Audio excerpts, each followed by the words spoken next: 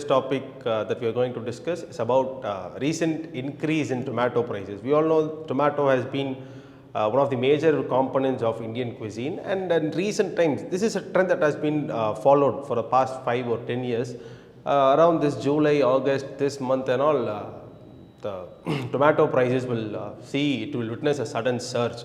Around today's rate and all, in around 50 cities, this article from Hindu, it showed us that around 50 cities, 1 kg per kg of tomato is being sold for rupees 100.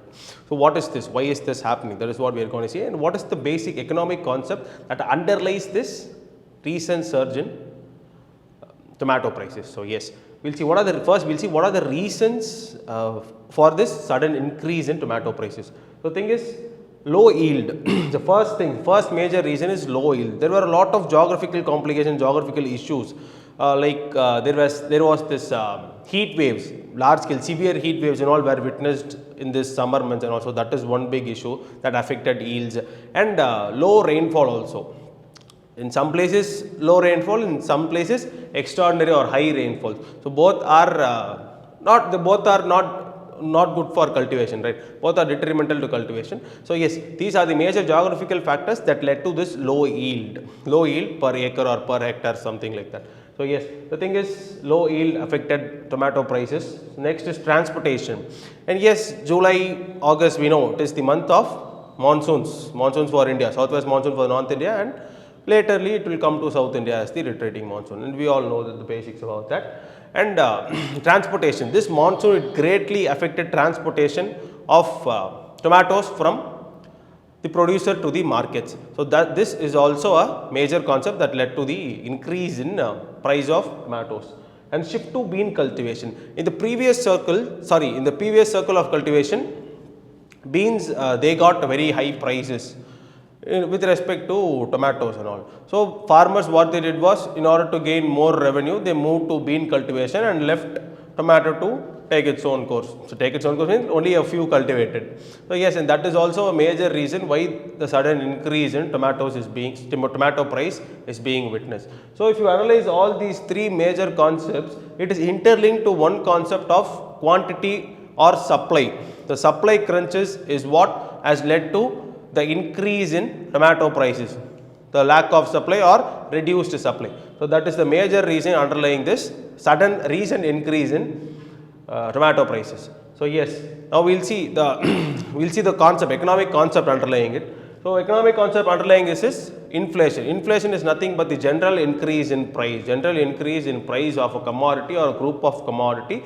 in general is known as inflation. So yes, over a period of time, inflation will also reduce the purchasing power of money. So this will also happen over a period of time. So in general rise in price of a commodity or a group of commodity is what inflation is. So what causes inflation, or what are the factors that affect inflation, is that there are three major concepts, and other major factors and all are interlinked with these three concepts only. The thing is, first, demand of a commodity. Demand of a commodity in the sense, if I place more demand, the supplier will increase the price of it, or the retailer will increase the price of it. Let us take a very small example. There is this only one pack of pen. We will say it costs around rupees 10. There are 50 buyers. See, I am one of the buyers. I am willing to pay rupees 15. Person B is another buyer and he is willing to pay rupees 20. Person 50, person X or Y or Z, there is another person who is willing to pay rupees 500 for that single box of pen.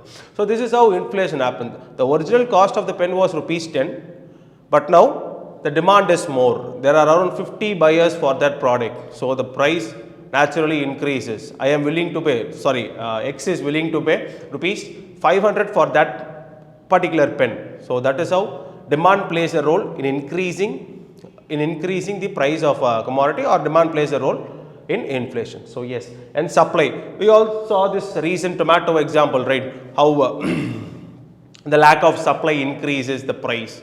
Let us take a very common example also. There is a demand for 10 such pens, but there is only one pen. Naturally, I will call for 50 rupees, another person will call for 100, another person will call for 500, and all these things will happen. So initially there was a demand for 10 pens, but the supply was only for one single pen. So that is how supply also plays a huge impact on inflation or general price rise. And the third most important factor affecting inflation is money supply. Money supply in the sense the amount of money circulating with the public. So that is what money supply is. Money supply is affected by a lot of various things. We have this interest rate cuts, and we also have this tax rate cuts, an increase in wages or salaries or other compensation to employees, and all these things, when they increase or decrease, it affects the money supply. We will take this small example. We will take this direct tax. We will take income tax. For example, a person earns around rupees 10,000 and we will say he pays 2% of tax, 2% of income tax. If this tax rate is reduced, to 1%, the money supply with that particular individual will increase, and he will have more money to spend, he will increase the demand.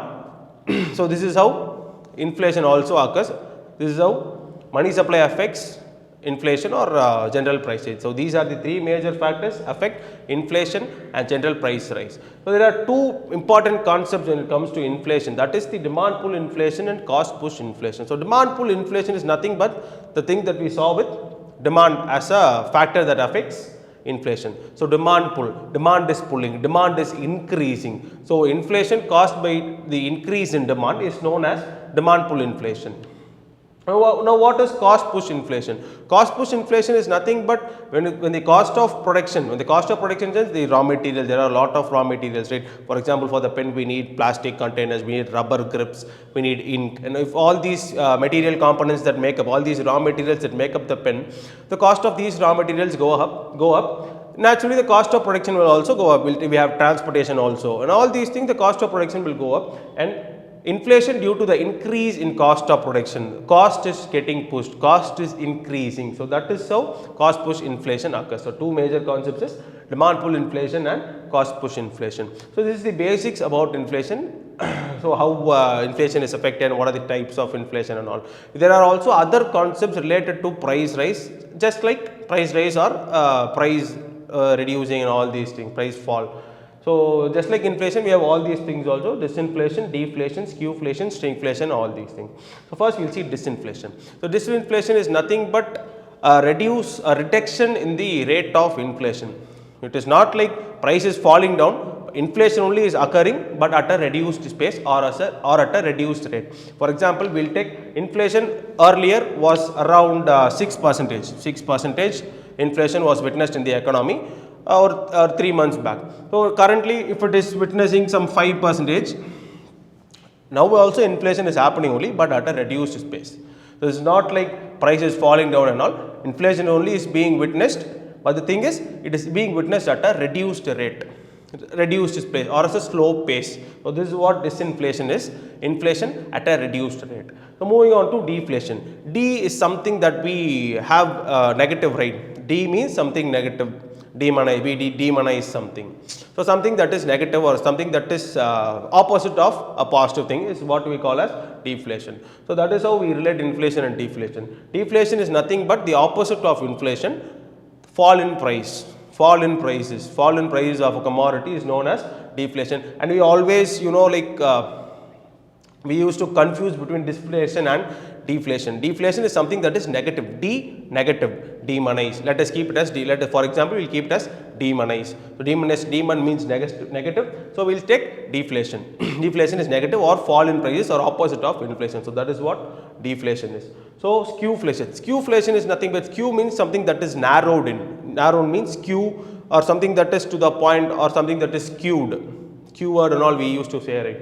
So yes, skewflation is the increase in price of a particular commodity, of a single commodity or a group of commodity, while the price of other commodities are same or are stable. So that is what skewflation means. Only a group of commodities or a particular commodity will witness inflation, all other commodities will have stable prices. So that is what skewflation is. Moving on to shrinkflation. Shrinkflation is nothing but the reducing the size of a commodity as a reaction to inflation, reducing the size of a commodity as a reaction to inflation. So that is what shrinkflation is. So we'll take this example. We all know this Britannia brand milk biggies, right?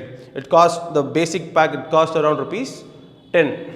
So the thing is inflation, if the price of atta increases, if the price of milk increases, if the transportation cost increases, and all other cost increases, let us say the cost of producing that one particular pack of milk bikis moves to rupees 12. Any economically thinking person or any person who is conditioned that a packet of milk bikis is rupees 10 will not go buy this packet for rupees 12.